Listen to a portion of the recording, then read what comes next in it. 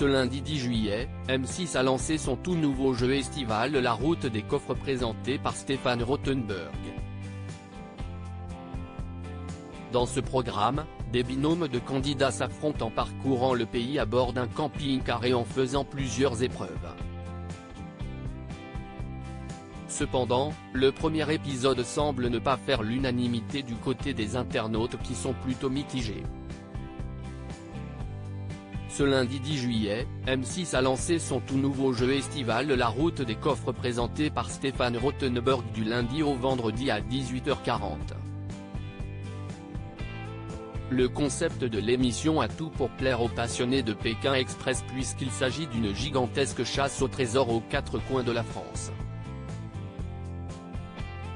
À l'aide de leur camping-car, les trois binômes vont sillonner le pays dans le but de trouver l'intégralité des coffres et ainsi cumuler lors de chaque émission le plus de gains possible. Ils pourront remporter au final jusqu'à pas moins de 100 000 €. Pour cela, ils doivent sur leur parcours répondre à des énigmes, réaliser des défis régionaux ou encore partir à la découverte de lieux insolites et emblématiques. Quel est le binôme qui a quitté l'aventure à la fin du premier épisode? Lors du premier épisode, les téléspectateurs ont pu découvrir les trois premiers binômes du programme, Margie et Tali, grand-mère et petite-fille, Francesca et Michael, un couple italo-canadien et Marine et Yamina, deux copines parisiennes. Ils ont tout d'abord dû répondre à une question sur la route à propos des spécialités culinaires de la région Provence-Alpes-Côte d'Azur, puis ils se sont rendus dans un parc animalier local où ils ont dû compter le nombre de wallabies présents sur place, ce qui a donné une séquence plutôt amusante.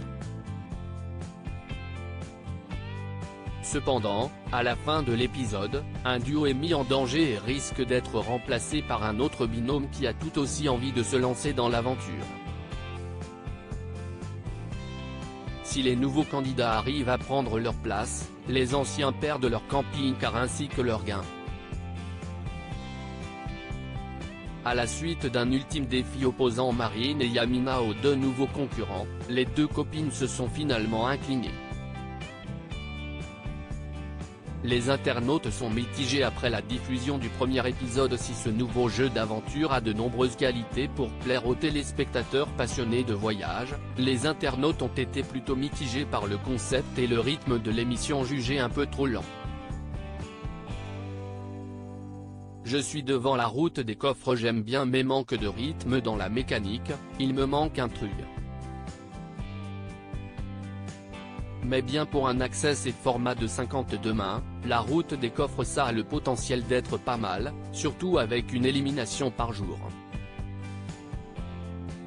Mais les épreuves, j'ai peur que ce soit trop fade.